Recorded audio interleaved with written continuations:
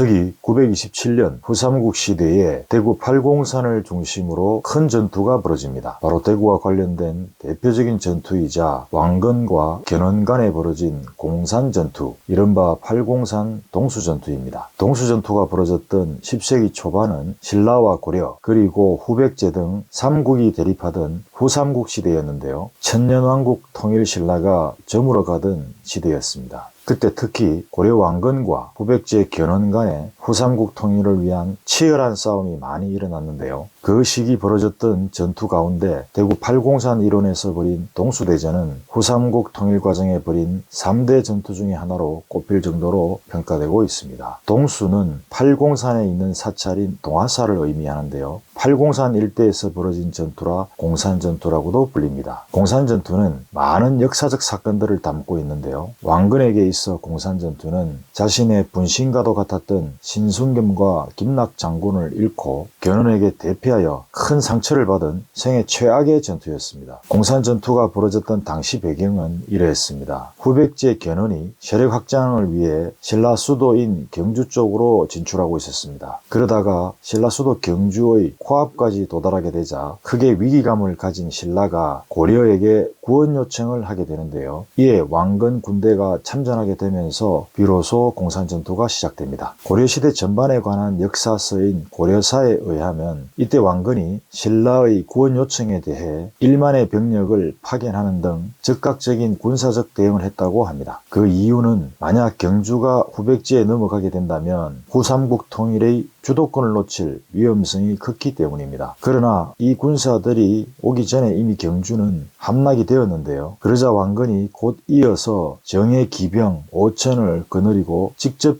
출전하게 됩니다. 경주를 점령하고 돌아가는 후백제군을 공격하기 위해서 지금의 팔공산 일대를 중심으로 해서 큰 싸움인 공산전투가 벌어졌는데요. 공산전투의 과정과 결과는 고려사 저료와 동사강목, 신순겸 행장기 등의 관련 내용이 기록되어 있습니다. 공산전투 당시 신순겸과 김낙 장군이 중심이 되어 군대를 지휘했는데요. 전투가 후백제 공격에 밀리면서 왕건군은 절체절명의 큰 위기를 맞게 되었습니다. 이때 신순겸과 김낙, 전이갑과 전의갑 장군 등은 왕건을 탈출시키기 위해 지혜로운 묘책을 실행하는데요. 신순겸이 눈에 잘 띄는 왕건의 전투복을 대신 입고 왕이 타는 의가를 타고 왕건인 척 하고 싸운 것입니다. 이 묘책으로 인해 견훤 군사들이 신순겸을 왕건으로 알고 그쪽으로 집중 공격하게 되었고요. 그 사이 왕건은 병사의 옷으로 바꿔 입은 채 어렵사리 탈출하게 됩니다. 고려사에 의하면 후에 왕건이 신순겸을 비롯한 장수들의 전사를 매우 슬퍼했으며 지묘사를 창건하여 그 명복을 빌게 했다고 합니다. 여기서 지묘는 왕건을 구한 지혜로운 묘책을 뜻합니다. 팔공산 동수전투에서 견훤에게 최악의 패배를 당하고 구사일생으로 탈출한 왕건은 금호강을 건너 대구 압산 일대로 피신했고요. 계속해서 압산의 은적사와 안일사,